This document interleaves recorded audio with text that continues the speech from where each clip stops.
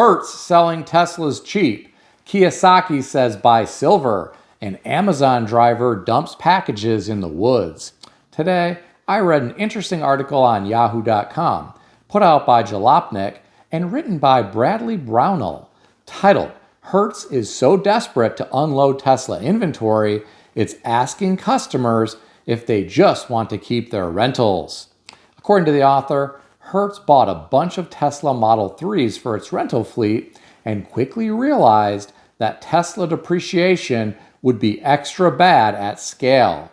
In an aggressive effort to sell off its remaining Tesla inventory, the rental company is sending extra cheap buyout options to rental customers. If you like your rental, Hertz will sell it to you for an extra cheap good deal.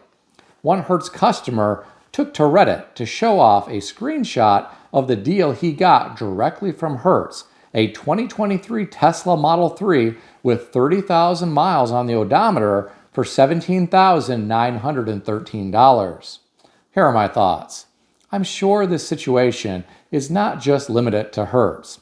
Think about all of the Americans who at one time liked trading their vehicles in every couple of years for something new. This might be a lot harder for someone who financed one of these Teslas and is now in a terrible negative equity position. While some may be able to roll over the negative equity to a new vehicle loan, this may be impossible for people who have a vehicle that has dropped in value too much. I have to wonder what these cars are going to be worth when they are 15 or 20 years old. A 15 or 20-year-old Toyota internal combustion engine vehicle in good shape is still a hot commodity. At dealer-only auto auctions, even high-mileage Toyotas sell for more money than some of the vehicles from other brands with lower miles on them. I read some of the comments beneath this article. I'll share some of them with you. The first commenter said, Teslas are appliance cars with poor reliability. No way for do-it-yourself repair. How long can you keep your Tesla cars on the road? Not very long unless you have very deep pockets to keep shelling out to Elon for costly repairs. Meanwhile, Cubans are still driving their 60-year-old internal combustion engine cars. This is 100% factual. Just Google average age of internal combustion engine cars in Cuba. Another commenter said, the battery replacement cost is more than most new cars. I'll stick with my combustible engine. The last comment that I'll share with you came from someone who said, Hertz is unloading all EVs, as they have found the cost is more to maintain them than a gas car. Well, my friends, these commenters always have interesting things to say. What do you think about all this? Share your thoughts in the comment section below. Here's another interesting article. I read this on Yahoo Finance, put out by Go Banking Rates, and written by Nicholas Maureen, titled, Why Robert Kiyosaki Says Buy Silver ASAP, Even If You Have Very Little Money. The author of this article referenced a quote from Robert Kiyosaki. I'll share the quote with you. I hate to say this, but the banking crash Jim Rickards, Jim Rogers, Ray Dalio, and I have been warning you about has started. Even if you have very little money, you may still be able to profit from this crash. All you need is a few extra dollars, because you can still afford to buy a few real silver coins before silver doubles or triples. Here are my thoughts. Many people may want to consider the fact that Robert Kiyosaki likes to be in the news. Perhaps this helps him sell more books. I also read once that he has mining investments. It's certainly possible he would profit from these investments if the price of silver and gold went up. I'd also like to point out that Robert Kiyosaki has been in the news for years with bearish predictions, many of which haven't come to fruition yet. With all that said, I would much rather see him preaching about silver than cryptocurrencies that are based on nothing. At least silver has a track record for thousands of years. Silver had value during the time of Christ. It also has industrial uses today. I'm really shocked that so many people are pouring money into thousands of different types of cryptocurrencies instead of silver and gold.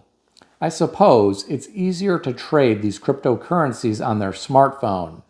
It's not as easy to do that with physical gold and silver. I own physical gold and silver. I've been buying it for years. I'm not trading it though. This has never been a get-rich-quick scheme. There are things in our world that have always had value, such as land, gold, and silver. I like owning things that are tangible that have value. I'd much rather have money in gold and silver than in digits on a screen.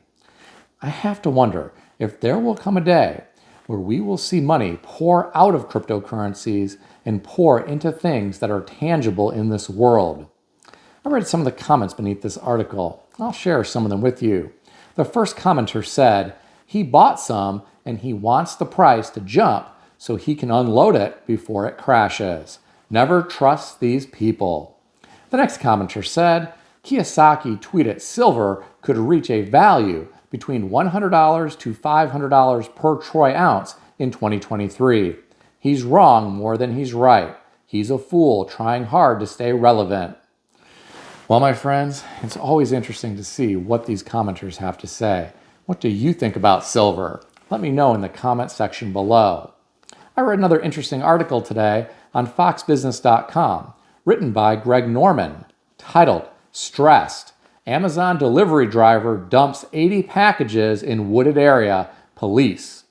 According to the author, an Amazon delivery driver dumped around 80 packages in a wooded area in Massachusetts just days before the holidays.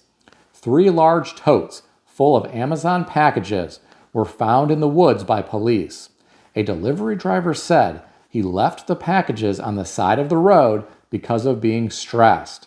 The police are considering this an Amazon human resources matter. Here are my thoughts. I know someone who worked for Amazon in the past, and he said it was a very stressful work environment. He didn't last very long. I feel bad for Amazon workers who are under a lot of stress. I also feel bad for the people who didn't get their packages in time for Christmas.